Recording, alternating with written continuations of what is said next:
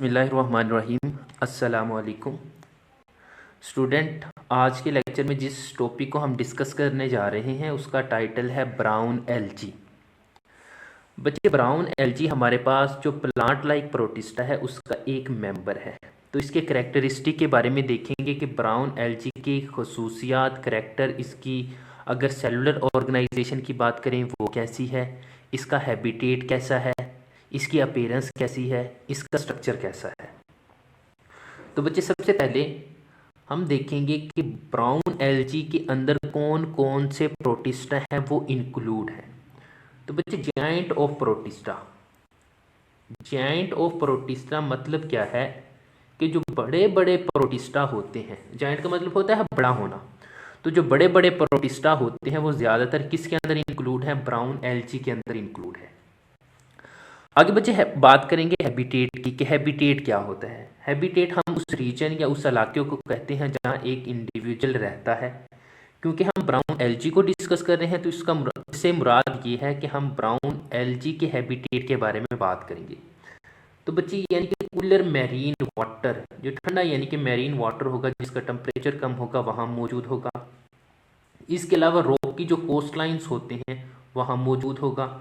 इसके अलावा जो मद्दू जज़र के इलाके होते हैं वहाँ, या उसे हम इंटरटाइडल जोन्स कहते हैं, वहाँ भी क्या होते हैं? ये मौजूद होते हैं।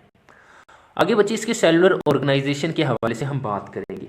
तो ज़्यादातर जो ब्राउन एल्गी होती हैं, जो मोस्टली होती हैं, वो क्या होती हैं? मल्टी सेलुलर होती हैं, कि इनकी बॉडी की फॉर्मेशन है एक से ज़्यादा सेल से होगी, तो इसलिए हम कहते हैं ये मल्टी सेलुलर होते हैं। अच्छा बच्चे, फिर हम बात करेंगे इसके साइज़ की। इसका जो साइज़ होता है वो छोटे से लेके यानी कि लार्ज, या हम कह लें कि फ्यू सेंटीमीटर से लेके तकरीबन 75 मीटर इन लेंथ तक होता है। कि कम से कम जो छोटे मेंबर होंगे वो कुछ सेंटीमीटर तक होंगे और जो बड़े होंगे उनकी जो लेंथ है वो अप्रॉक्सीमेटली 75 मीटर तक जाएगी। तो इतनी लेंथ इसकी होती है। आगे बच्चे बात करेंगे अपीयरेंस की कि ये दिखने में कैसे होते हैं, इसका बॉडी स्ट्रक्चर है वो किस तरह का है। तो हमने लिखा कि इसके अंदर आपने एक चीज़ डिस्कस करनी है, कैल्प्स। कैल्प्स क्या होते हैं? इसको अलहदा से शॉर्ट क्वेश्चन के तौर पर भी पूछ लिया जाता है, व्हाट इज कैल्प्स। तो आपने ये लिखना है कि जो ब्राउन एल्गी होती है उसके जो बड़े बड़े मेंबर होते हैं, लार्ज ब्राउन एल्गी, उसको बच्चे हम नाम देते हैं कैल्प्स का। ठीक है। अगर इसकी मैं अपीयरेंस की बात करूं कि ये होती किस तरह की है, तो बच्चे इसकी जो बॉडी होगी वो रफ सी होगी, तो हम कहते हैं लेदरी इन अपीयरेंस, कि इसकी जो बॉडी होती है वो लेदरी इन अपीयरेंस होगी। ठीक है। लास्ट में इसकी बात करेंगे स्ट्रक्चर के हवाले से कि इसके अंदर स्ट्रक्चर है वो किस किस्म का मौजूद होता है। अच्छा बच्चे, यहाँ मैंने 3 टर्म्स लिखी हैं। एक को लिखा है ब्लेड्स, फिर लिखा है स्टाइप्स और फिर लिखा है होल्ड फास्ट। बच्चे, तीनों में डिफरेंस देखेंगे कि जो ब्राउन एल्गी होती है उनके अंदर ब्लेड लाइक लीफ होते हैं। तो लीफ जो होता है वो किस तरह का होता है? ब्लेड लाइक होता है। इसके अलावा जो स्टाइप्स हमने लिखा है ये क्या है? स्टेम लाइक स्पाइस होती हैं, सॉरी स्टाइप्स होती हैं। तो जब भी पूछ लिया जाए कि लीफ किस टाइप के होते हैं तो आपने लिखना है कि ब्लेड्स लाइक होते हैं। ये एमसीक्यूज में पूछा जा सकता है। स्टेम किस तरह की होती हैं? स्टाइप्स लाइक होती हैं। और फिर बच्चे लास्ट पे क्या है कि रूट लाइक क्या होते हैं? होल्ड फास्ट होते हैं। बच्चे, जैसा कि वर्ड है होल्ड, होल्ड का मतलब होता है पकड़ना, काबू करना। तो इसी तरह जो रूट होती हैं वो एंकरिंग का काम करेंगी। एंकरिंग का मतलब होता है जकड़ना। जिस तरह प्लांट की रूट होती है वो प्लांट को जकड़ के रखती हैं, एक पोजीशन पे फिक्स रखती हैं, ठीक इसी तरह ब्राउन एल्गी के अंदर होल्ड फास्ट मौजूद होते हैं जो उसको एंकरिंग करके रखते हैं। इसके बाद भाई हमारे पास आ जाता है रेड एल्गी। हमने रेड एल्गी के बारे में पढ़ना है कि रेड एल्गी होता ही क्या है। सबसे पहले इसकी बात करेंगे कि हैबिटेट क्या है, कि ये कहाँ होती है। तो बच्चे, हमने लिखा अटैच ऑन रॉक, कि ये ज़्यादातर रॉक्स के ऊपर अटैच होती हैं।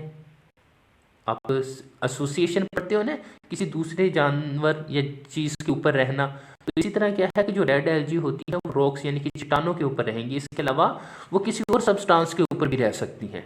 ठीक है। वहाँ से क्या है कि कोई स्पेस लेंगी रहने के लिए और कोशिश करेंगी वहीं से न्यूट्रिएंट वगैरह हासिल कर, क्योंकि एक पोजीशन पर रहते हुए ये अपने लिए न्यूट्रिएंट वगैरह हासिल कर लेती हैं। अच्छा बच्चे, ये जो रॉक्स के ऊपर अटैच होंगी या किसी दूसरे सब्सटेंस के ऊपर अटैच होंगी, ये बाय स्पेशलाइज स्ट्रक्चर होगी, जिसको हमने कहा था कि ये रूट लाइक होती हैं, होल्ड फास्ट। तो मैंने अभी कहा कि ये एंकरिंग, जकड़ने का काम करेंगी। तो होल्ड फास्ट की मदद से, सॉरी वो हमने ब्राउन एल्गी, तो होल्ड फास्ट यानी कि रूट की मदद से क्या करती हैं, रॉक किसी रॉक के ऊपर खुद को अटैच रखेगी या किसी सब्सटेंस के ऊपर। फिर बच्चे बात करेंगे स्ट्रक्चर के हवाले से। इसका जो स्ट्रक्चर होता है वो कम्प्लेक्स स्ट्रक्चर है, पेचीदा है। इंटरवोवन, इंटरवोवन का मतलब होता है कि जो धागे होते हैं वो आपस में उलझे हुए होते हैं।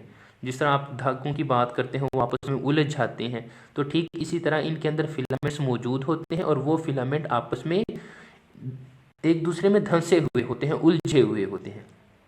डेलिकेट होते हैं, मतलब क्या है, उसमें थोड़ी स्ट्रक्चर के अंदर चेंज आ सकती है। फिदरी होते हैं, फिदर हम कहते हैं जिस तरह वो पर होते हैं जानवरों के, उसकी रफ सी अपीयरेंस होगी। अच्छा बच्चे, सब स्पीशीज कुछ इस तरह की स्पीशीज भी होती हैं जिनका जो स्ट्रक्चर होता है वो फ्लैटेंड शीट लाइक होता है, कि जिस तरह हम कह लेते हैं एक फ्लैटेंड यानी कि ब्रॉडेड सी सरफेस है, तो कुछ के अंदर फैदरी डेलिकेट फिलामेंट यानी कि धागानुमा साख्तें होंगी और कुछ के अंदर क्या होगा कि फ्लैटेड बॉडी होगी। अच्छा बच्चे, कोरल रीफ्स की अगर हम बात करें कि कोरल रीफ क्या होते हैं, तो बच्चे यहाँ लिखा है कि some time have calcium carbonate in their cell wall, के कुछ हमारे पास प्रोटिस्टा यानी कि रेड एल्गी ऐसे होते हैं जिनकी सेल वॉल के अंदर कैल्शियम कार्बोनेट है वो मौजूद होता है। ठीक है। From the ocean take part in the building coral reefs along with the coral animal, ये कोरल एनिमल के साथ मिलकर कोरल रीफ्स वगैरह स्ट्रक्चर बनाती हैं। कोरल रीफ्स हमारे पास क्या है कि एक स्ट्रक्चर फॉर्मेशन है, वो किस तरह बनाती है कि रेड एल्गी की जो सेल वॉल है उसके अंदर कैल्शियम कार्बोनेट होता है, तो इस कैल्शियम कार्बोनेट की वजह से रेड एल्गी और दूसरे जो हमारे पास कोरल एनिमल है उनके साथ मिलकर कोरल रीफ स्ट्रक्चर है वो बनाएंगे। इसके बाद बच्चे हमने बात करनी है इंपॉर्टेंस ऑफ एल्गी के हवाले से। इससे जो अगला टॉपिक था वो ग्रीन एल्गी था, क्योंकि यहाँ स्पेस कम थी तो मैंने पहले इंपॉर्टेंस ऑफ एल्गी को हमने लिख लिया है। बच्चे सबसे पहले फूड चेन की मैं बात करूंगा। सबसे पहले आपने ये समझना है कि फूड चेन होती क्या है। बच्चे मिसाल के तौर पर मैं कह देता हूँ कि ये ए कहता हूँ प्लांट है, बी कोई एनिमल है, सी आगे कोई एनिमल है, डी कोई आगे एनिमल है। तो बच्चे होगा क्या, प्लांट से खुराक इधर जाएगी। मिसाल के तौर पर ये प्लांट है, प्लांट को कोई रैट खा लेता है, कोई चूहा खा लेता है, और इस चूहे को कोई और एनिमल खा लेता है। मिसाल के तौर पर मैं कह देता हूँ कोई उकाब, ये सांप खा लेगा, और सांप को कोई और एनिमल खा लेगा, उकाब खा लेगा। तो इस तरह क्या है कि जो फूड होता है वो एक लेवल से दूसरे लेवल, दूसरे से तीसरे लेवल तक मुंतकिल होता है। बच्चे इस कंटिन्यूसली मूवमेंट को हम कहते हैं फूड चेन। तो हमारे पास जो एल्गी होती हैं ये मोस्टली, क्योंकि हम प्लांट लाइक प्रोटिस्टा के अंदर डिस्कस करें तो इसका मतलब ये होगा कि ये क्या है, ऑटोट्रॉफ है, अपनी खुराक खुद बनाती हैं। तो बच्चे ये क्या होगा, अपनी खुराक तो खुद बनाएंगे, इसके अलावा ये दूसरे एनिमल्स के लिए भी खुराक का बायस बनते हैं। तो फूड चेन के अंदर इनका बहुत इंपॉर्टेंट रोल है। इसके बाद बच्चे आगे हम बात करेंगे एडिबल। एडिबल अगर हम एल्गी की बात करें तो एडिबल उसे कहते हैं जो खाने के काबिल हो, ठीक है, जो फूड के तौर पर इस्तेमाल की जाती हो। तो बच्चे इसमें कुछ एग्जाम्पल हमारे पास आ जाती हैं, जैसे अभी आपने ब्राउन एल्गी के अंदर कैल्प्स को पढ़ा, कैल्प्स, और एक और एग्जाम्पल आ जाती है हमारे पास क्लोरेला, क्लोरेला। ये बच्चे ये दोनों जो हमारे पास एल्गी हैं ये एडिबल है, खाने के काबिल है, इनका टेस्ट है वो अच्छा है।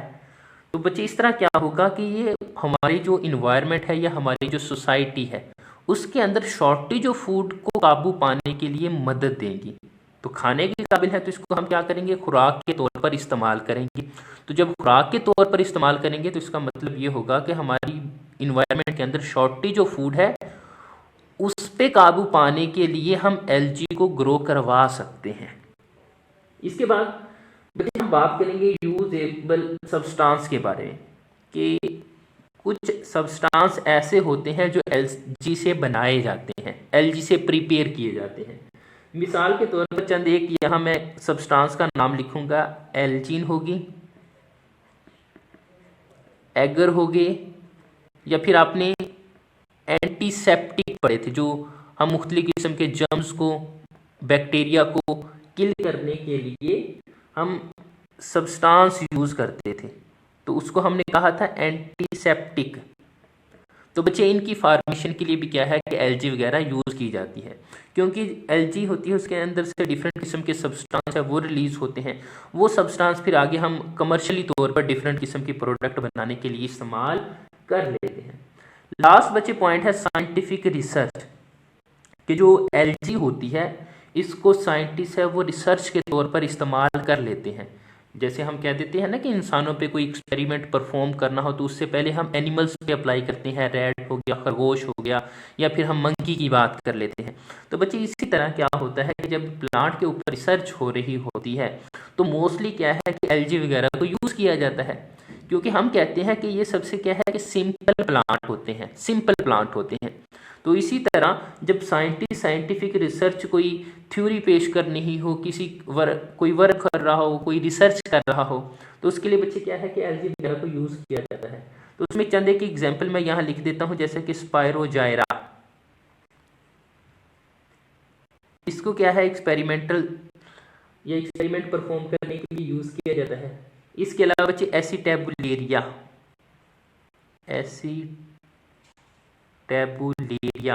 इसको यूज़ किया जाता है। और इसके अलावा एक और यहाँ एग्जाम्पल लिखी हुई है अल्वा का। ठीक है, तो बच्चे ये चंद एक मेंबर है जिसको साइंटिफिक रिसर्च के लिए इस्तेमाल किया जाता है। तो आज के लेक्चर में हमने ब्राउन एल्गी के बारे में डिस्कस किया, इसके जनरल कैरेक्टरिस्टिक, इसके हैबिटेट, सेलुलर ऑर्गेनाइजेशन, साइज और अपीयरेंस और स्ट्रक्चर के हवाले से बात की। उसके बाद हमने रेड एल्गी को डिस्कस किया जिसमें उसके जनरल कैरेक्टरिस्टिक थे। ठीक है, और बच्चे लास्ट में हमने इंपॉर्टेंस ऑफ एलजी के हवाले से डिस्कस किया। इंपॉर्टेंस ऑफ एलजी के इंतहाई इंपॉर्टेंट शॉर्ट क्वेश्चन है, तो ये आपने अच्छे से याद करना है। तो इंशाल्लाह नेक्स्ट लेक्चर के अंदर हम नेक्स्ट टॉपिक को डिस्कस करेंगे। तब तक के लिए अल्लाह हाफिज़।